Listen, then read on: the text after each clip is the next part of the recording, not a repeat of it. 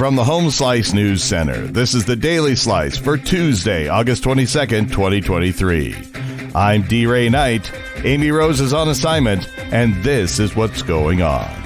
South Dakota's medical cannabis program that voters established in 2020 has proven more popular than expected, but its future is financially uncertain, according to its administrator. Jennifer Seal made those points Monday to the legislature's Medical Marijuana Oversight Committee. Seal said the original projection was that the State Department of Health would issue 6,000 patient cards by the third year of the program. The department had already issued 11,437 cards through a year and a half.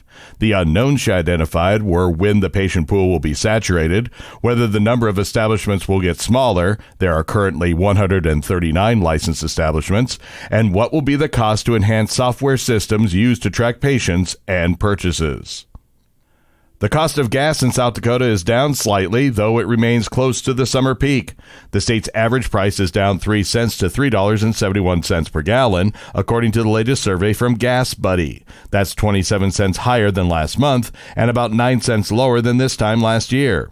In Rapid City, the cheapest gas is $3.87 and found at 2 different stations. Nationwide, the average price of a gallon of gas is unchanged at $3.82. The national average for diesel rose 2 cents to $4.29.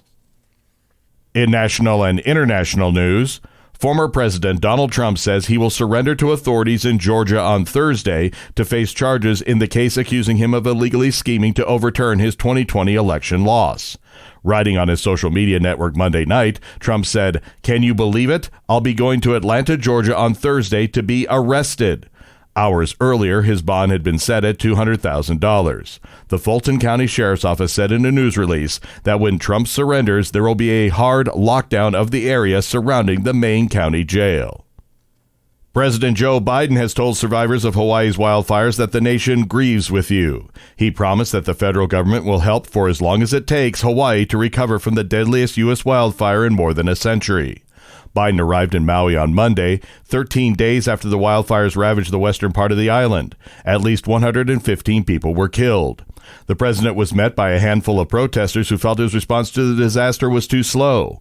Biden and his wife Jill surveyed the devastation, were briefed by state and local officials, and met with survivors and first responders before returning to the mainland. Ukraine media are reporting that a pair of recent drone attacks on air bases deep inside Russia that hit parked bomber aircraft were the work of Ukrainian saboteurs coordinated by Kyiv's military intelligence services. One newspaper says the recent attacks on airfields in northwestern and southwestern Russia destroyed 2 Russian bombers and damaged 2 other aircraft. Other reports Tuesday said groups of saboteurs were behind the strikes.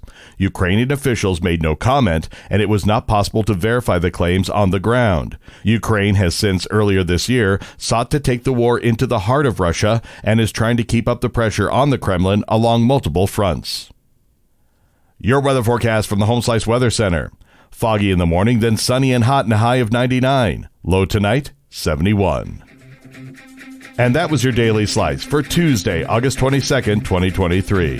The Daily Slice is a production of Home Slice Media Group, hosted by D. Ray Knight with Amy Rose. Executive producer Mark Houston. Engineered by Chris Jacquez. I'm D. Ray Knight. Have a great day.